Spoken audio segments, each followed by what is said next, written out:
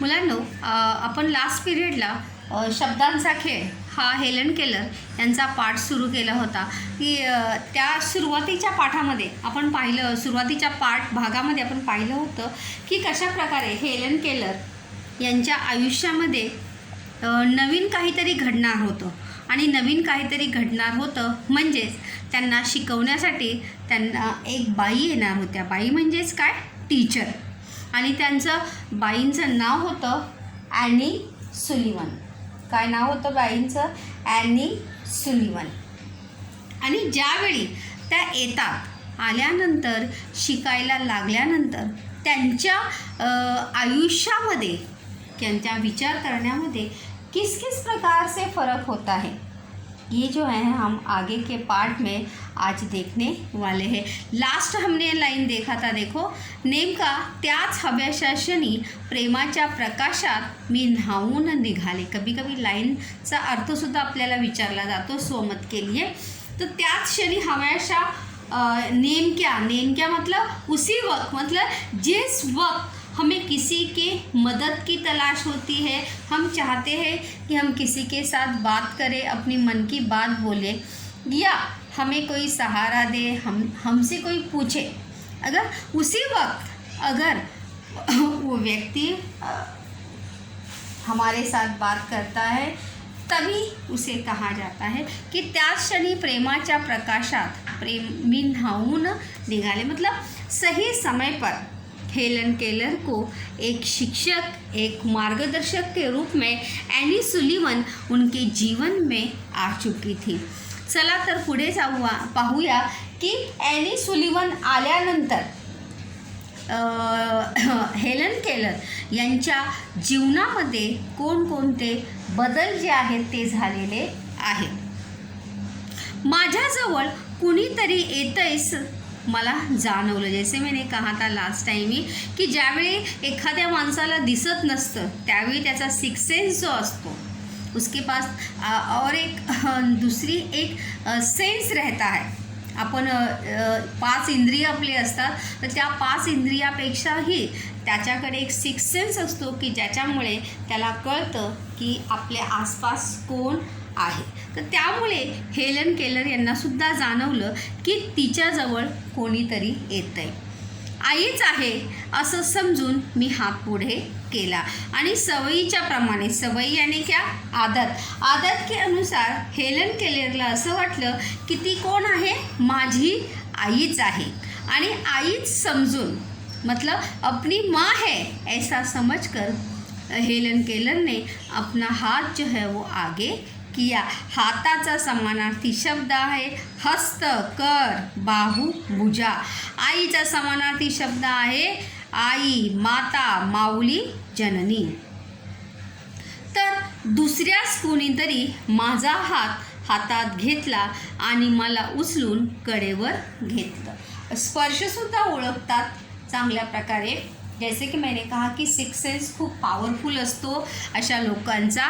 तर हेलन केलरने सुद्धा ओळखलं होतं की ज्या बाईने ज्या व्यक्तीने आपला हात आपल्या हातात घेतला आहे ती व्यक्ती आपली आई नक्कीच नाही.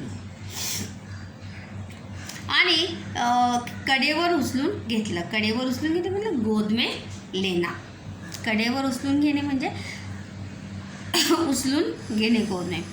ह्याच माझ्या बाई ॲनी सुलिवन. प्रश्न पण बघा लास्ट टाइम सांगितला होता की हेलन केलर यांच्या बाईचं, शिक्षिकेचं नाव काय आहे, ॲनी सुलिवन. काय नाव आहे त्यांचं, ॲनी सुलिवन.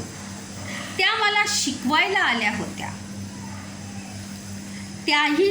त्याहीपेक्षा जास्त माझ्यावर मायेची पाखर घालायला. मायेची पाखर घालणे हा एक वाक्य प्रचार आहे. मायेची पाखर घालणे म्हणजे प्रेम करणे.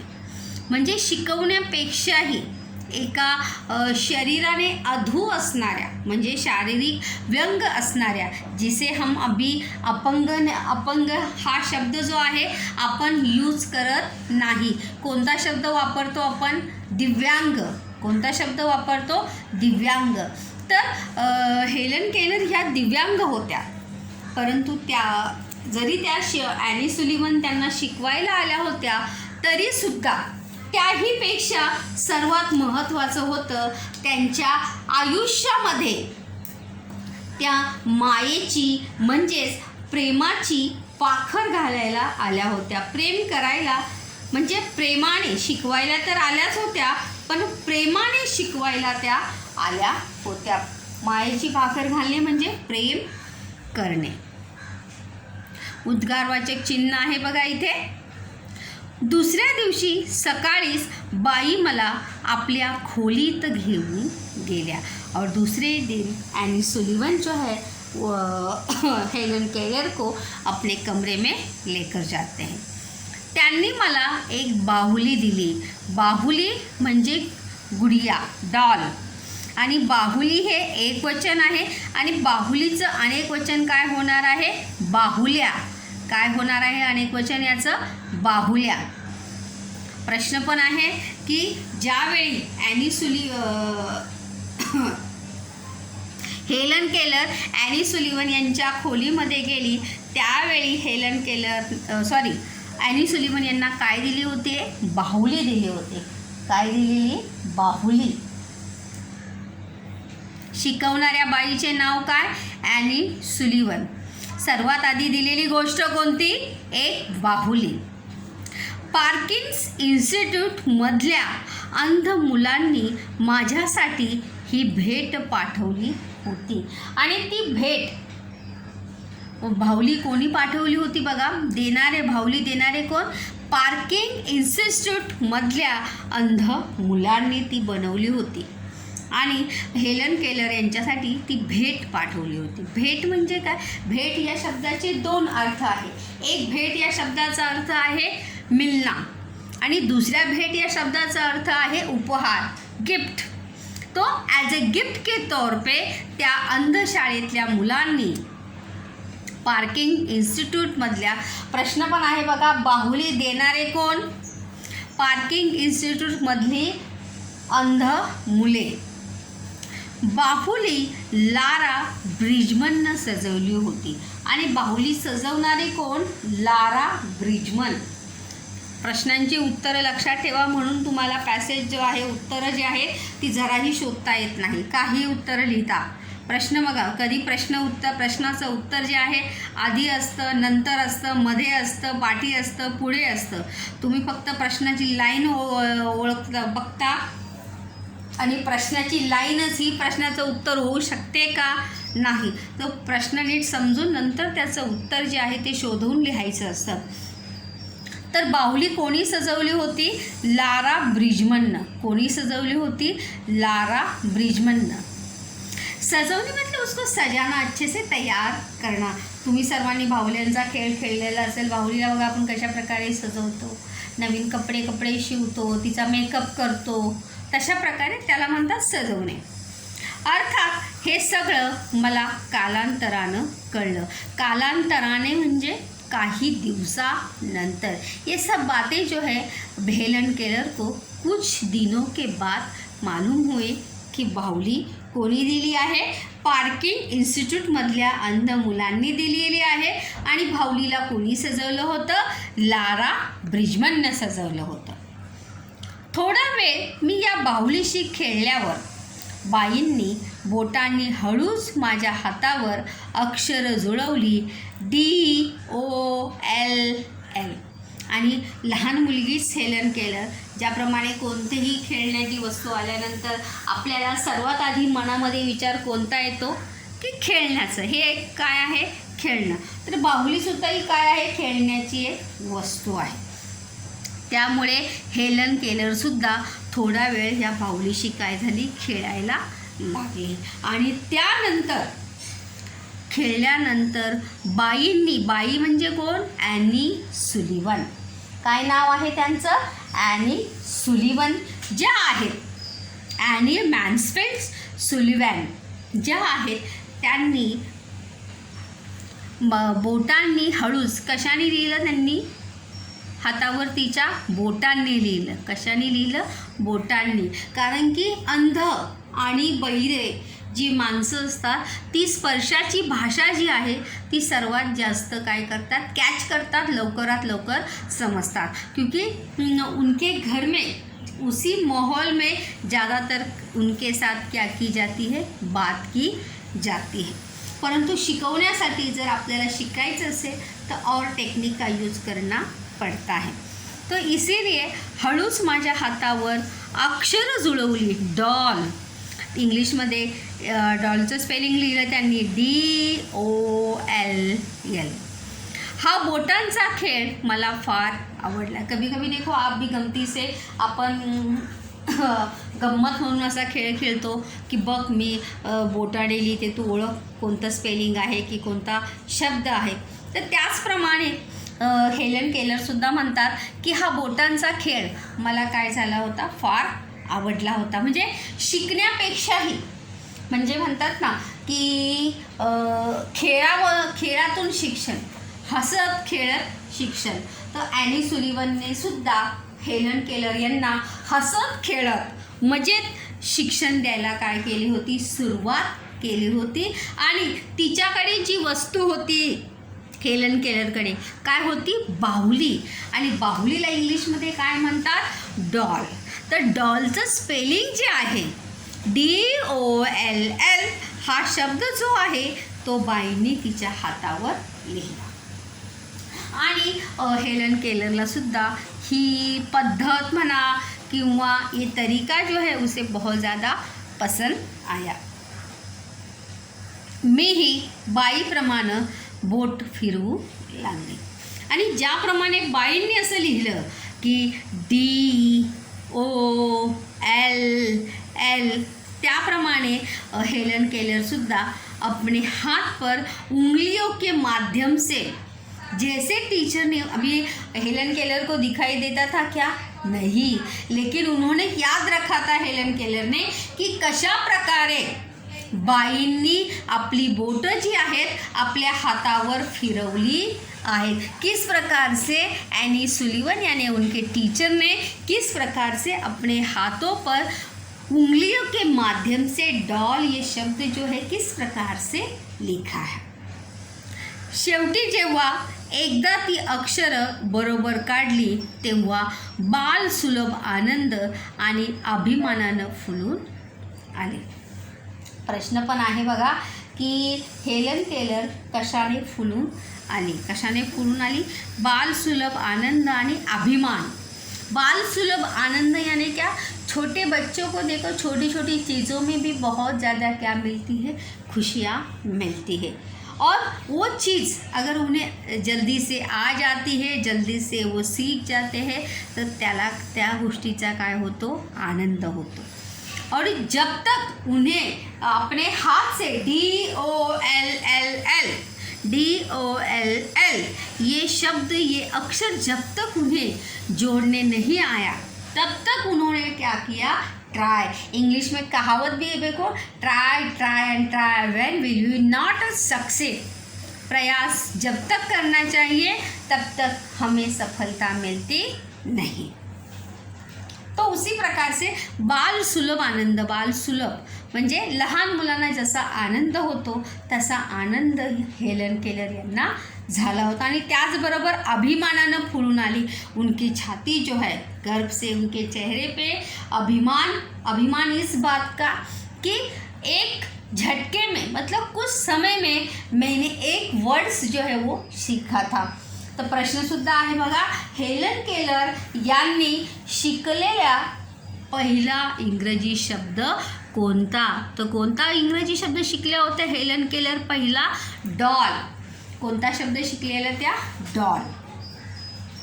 आणि त्यामुळं त्यांना आनंदही झाला होता आणि त्यांना अभिमानही वाटत होता स्वतःचा की yes I can do it, yes I do it. हाँ मैं कर सकती हूँ, हाँ मैंने किया. म्हणून म्हणतात अभिमानानं फुलून आली. धावत जीना यानी सीढ़ी. जीना एक वचन है, उसका अनेक वचन होगा जीने. उतरून मी आईपाशी गेले मतलब माँ के पास चले गए। जैसे हमें कुछ नया समझ में आता है, जैसे हम कुछ नया सीखते हैं तो हम किसके पास, सबसे पहले जिससे ज़्यादा हम करीब है, क्लोज है, उस व्यक्ती को जाके ये बात हम बताना चाहते हैं। तर त्याप्रमाणे आई जी आहे हेलन केलर बरोबर खूप क्लोज होती, तर त्यामुळे हेलन केलर जे आहेत सर्वात आधी धावत जिनाच उतरून कोणाकडे गेलेल्या आहेत, आपल्या आईजवळ गेलेल्या आहेत। तिच्यासमोर हात धरून त्यावर पुन्हा एकदा मघाचीच अक्षरं बोटांनी जुळवून लिहिली। तिच्यासमोर म्हणजे कोणासमोर, आपल्या आईसमोर। आई बघ, मला पहिला शब्द आज लिहायला आलेला आहे। और उन्होंने, हेलन केलर ने फिर से अपनी माँ के सामने फिर से एक बार अपने हाथों के ऊपर उंगलियों की सहायता से अक्षर जोड़कर वहाँ पर लिखे DOLL आणि अक्षर जी आहे ती जुळवून त्यांनी स्वतःच्या हातावर लिहून त्या ठिकाणी त्यांना आईला जी आहे ती दाखवलेली आहे। पुढे पाहूया आपण काय होतं।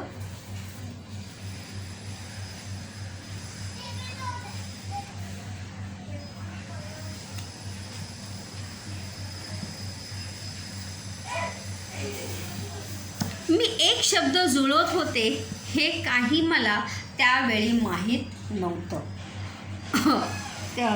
किंबहुना शब्द म्हणून काही असतं हे तरी मला कुठं ठाऊक होतं।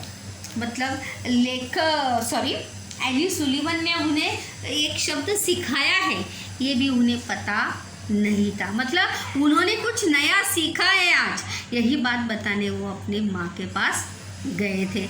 लेकिन आज मैं एक शब्द जोड़कर अपने हाथों को उंगलियों के माध्यम से मैं उसे लिख रही हूँ, ये उन्हें बिल्कुल भी पता नहीं था। और उन्हें सबसे बड़ी बात तो किंबहुना, मतलब अगर ऐसे देखा जाए तो शब्द म्हणून काही असतं हे तरी मला कुठं ठाऊक होतं। उन्हें ये भी नहीं पता था कि शब्द होते भी हैं, क्योंकि वो जितने भी शब्द उनके कान के ऊपर पड़े थे, जो सुने थे, वो रोज़ वो शब्द सुनती थी।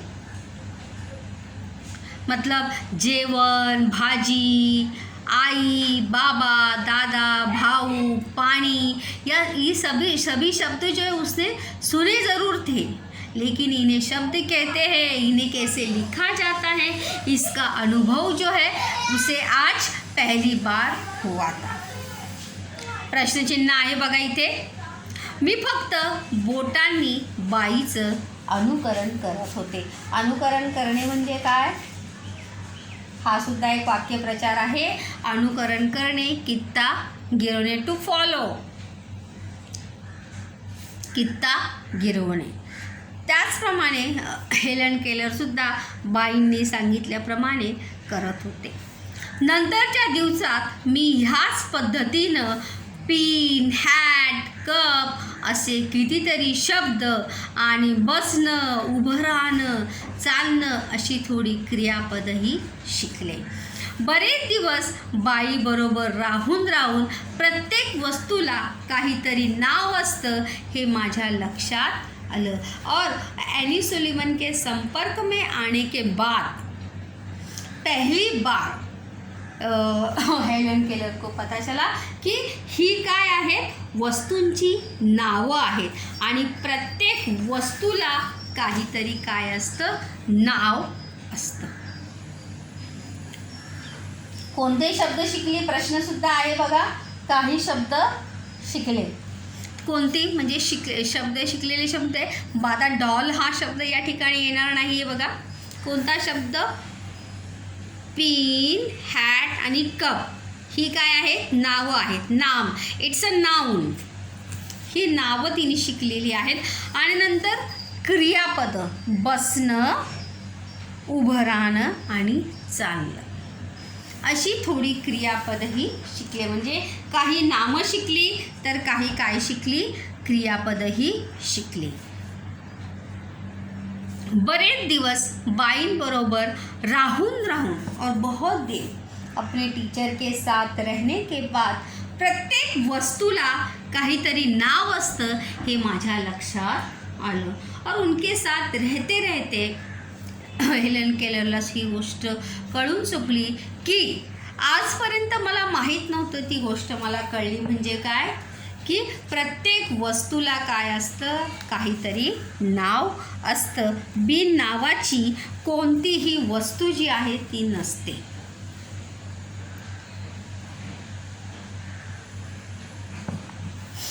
त्यापुढे पाहूया. प्रश्न इथे आपण पाहिलेले आहेत की कोणते 3 शब्द, पिन, हॅट, कप ही नावं ती शिकलेली आहेत आणि बसणं, उभं राहणं आणि चालणं.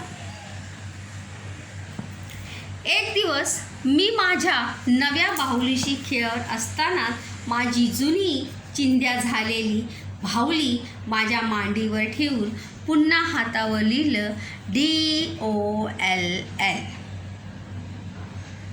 अभी यहाँ पर हेलन केलर जो है क्या महसूस कर रही थी, म्हणजे नवीन आणि जुनी वस्तूचं नाव तेच असतं का, हा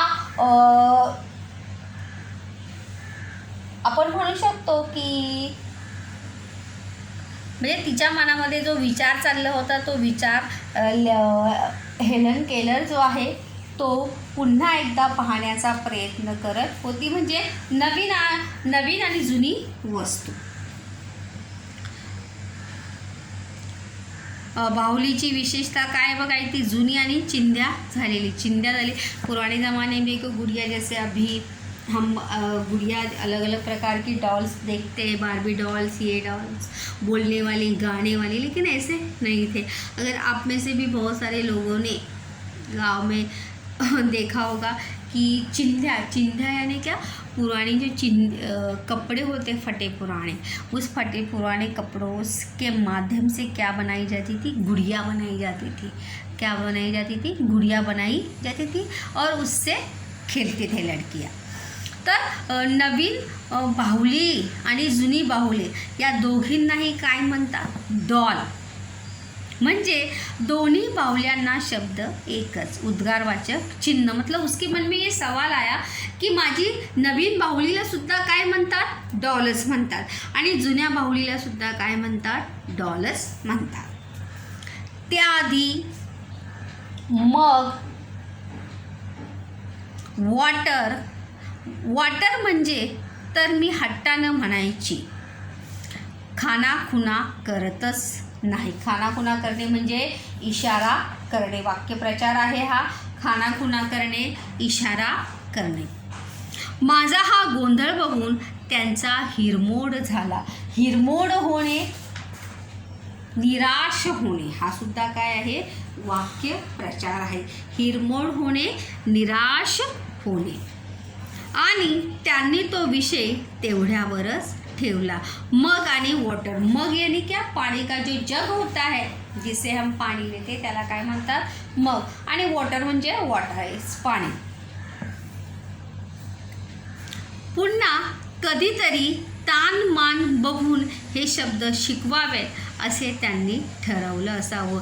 तान मान बघून म्हणजे काय, परिस्थिति को देखते हुए या परिस्थिति जैसी होगी उस परिस्थिति के अनुसार मैं ये 2 शब्द जो है म्हणजे वॉटर म्हणजे काय हा शब्द मी नंतर शिकवावेत. ऐसा उन्होंने तय किया होगा. ऐसी बात जो है हेलन केलर यांच्या मनामध्ये येते की आपल्या बाईंनी ठरवलं असेल की हे शब्द जे आहेत, अगर इसे इशारे से नहीं पता चल रहे हैं, उंगलियों के माध्यम से लिखने के बाद भी अगर इसे पता नहीं चल रहे हैं, तो मैं इन शब्दों को जो है बाद में कभी अगर वैसी परिस्थिति रही तो परिस्थिति के अनुसार मैं इसे सिखाऊंगी. आता पुन्हा बाहुलीवरून त्यांचं शिकवणं सुरू झालं होतं. त्यांचं ते पुन्हा सांगणं सहन न होऊन मी माझी नवी बाहुली हिसकावून जमिनीवर आपटली. म्हणजे फिर से बार बार वो एक ही शब्द को जो है दोहरा रहे थे और क्या कर रहे थे, हेलन केलर को सिखा रहे थे. म्हणजे सहन न होऊन पुन्हा पुन्हा पुन्हा पुन्हा याने बार बार वही बात. सहन न होने म्हणजे जैसे हम कहते ना अपना आपा खो देना, परेशान हो जाना, कि बार बार वही बात सिखाई जा रही. मी माझी नवी बाहुली, मी म्हणजे कोण, हेलन केलर यांनी माझी नवी बाहुली हिसकावून जमिनीवर आपटली. हेलन केलर ने अपनी नई गुड़िया जो है क्या कहाँ फेंक दी, जमीन पर फेंक दी. त्या बाहुलीचे तुकडे होऊन माझ्या पायांशी पडलेले मला जाणवल्यावर मला उकळ्या फुटू लागल्या. उकळ्या फुटणे म्हणजे खूप आनंद होणे. वाक्यप्रचार आहे बघा, कुठे गेला, उकळ्या फुटणे हा काय आहे, वाक्य प्रचार आहे. उकळ्या फुटने मतलब वो नई गुड़िया, मतलब जैसे उसने देखा कि टीचर बार बार उसी बात के बारे में बता रहे हैं, तो इसीलिए उसने नई गुड़िया क्या कर दी, तोड़ दी. और उसके टुकड़े जो है कहाँ आकर गिरे थे, हेलन केलर के कदमों में आकर गिर गए थे. और जैसे ही हेलन केलर को एहसास हुआ कि ते बाहुलीचे तुकडे कोणाच्या पायाशी पडलेले आहेत, माझ्याच पायाशी पडलेले आहेत, तर त्याला उकळ्या फुटू लागल्या. म्हणजे खूप आनंद झाला. वाटलं बरं झालं, एकदाची पिढा गेली. पिढा म्हणजे काय, कटकट. पिढा म्हणजे काय, कटकट, परेशानी. हम किसी चीज़ से परेशान होते हैं और वो चीज़ अगर वहाँ से चली जाती है तो हमें क्या लगता है, बड़ा आनंद महसूस होता है या खुशी होती है. तो उसी प्रकार से पिढा गेली. एवढा थैथयाट करूनही नाखंत नाखेत असाच माझा आविर्भाव होता. और इतना सब कुछ तो करने के बाद, मतलब गुड़िया तोड़ने के बाद उसके टुकड़े टुकड़े हो गए थे, लेकिन फिर भी ना मुझे दुख था, ना ही मुझे परेशानी हो रही थी, ना ही मैं दुखी थी, ना ही मैं खुश थी. असाच माझा आविर्भाव होता. आविर्भाव म्हणजे काय, स्वभाव. मतलब ऐसी मेरी परिस्थिती थी कि ना मुझे खुश. आविर्भाव असणे मतलब विशिष्टरित्या सांगणे, मतलब एक अलग ही मूड होना या एक अलग ही परिस्थिति में होना. उस अलग परिस्थिति के अनुसार जो है हेलन केलर ने गुड़िया तोड़ने के बाद भी उसे ना खुशी हुई थी, ना दुख हुआ था.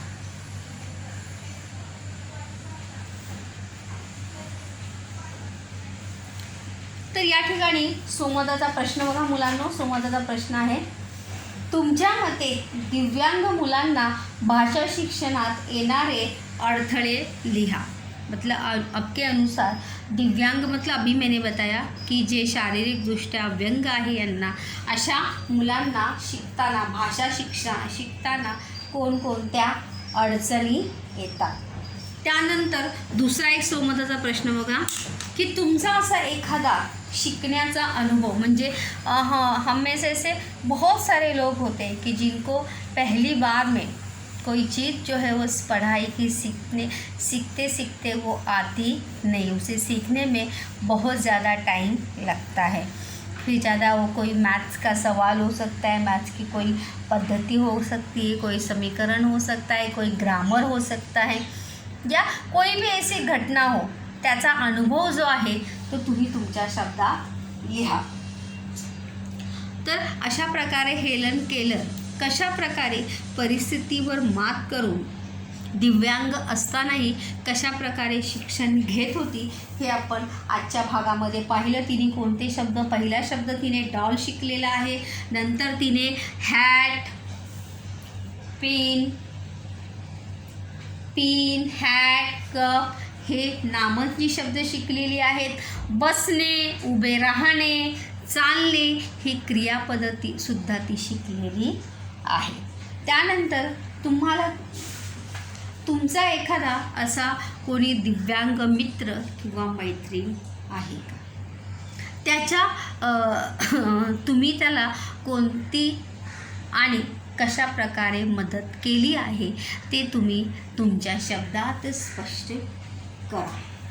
अशा म्हणजे स्वमताचे प्रश्न मी या ठिकाणी सांगत असते, कारण की आपल्याला जितक्या जास्त आपण स्वमताचे प्रश्न आपण लिहिण्याची प्रॅक्टिस करू तेवढीच जास्त आपली शब्दसंपदा काय होते, वाढत जाते. मित्राचा प्रश्न म्हणजे तुमच्या कोणत्या मित्र म्हणजे तुमच्या दिव्यांग मित्र किंवा मैत्रिणीला तुम्ही कोणती व कशा प्रकारे मदत केली आहे ते तुम्ही तुमच्या शब्दात स्पष्ट करा.